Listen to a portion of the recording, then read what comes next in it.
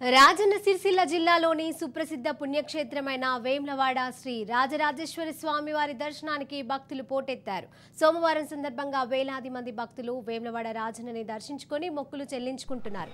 మేడారం సమ్మక్క సారాలమ్మ జాతర కంటే ముందుగానే వేములవాడ రాజన్నని దర్శించుకోవడం ఆనవాయితీ. తెల్లవారుజాము నుండి స్వామివారి దర్శనానికి క్యూ లైన్లలో భక్తులు బారులు తీరారు. దర్శనానికి 10 గంటల సమయం పడుతోంది. ధర్మగుండంలో స్నానాలను ఆచరించి తడిబట్టలతో మొక్కులు చెల్లించుకున్నారు. భక్తుల రద్దీ దృష్ట్యా ఆలయంలో అన్ని ఆర్జిత సేవలను రద్దు చేసి లఘు దర్శనానికి అనుమతినిచ్చారు. భక్తులకు ఎలాంటి ఇబ్బందులు కలగకుండా ఆలయ అధికారులు అన్ని చర్యలు తీసుకున్నారు. గత వారం రోజులుగా వేములవాడ రాజన్నను లక్షలాది మంది భక్తులు దర్శించుకొని మొక్కులు చెల్లించుకున్నారు. భక్తులకు ఎలాంటి అసౌకర్యాలు కలగకుండా ఆలయ అధికారులు అన్ని ఏర్పాట్లను చేశారు.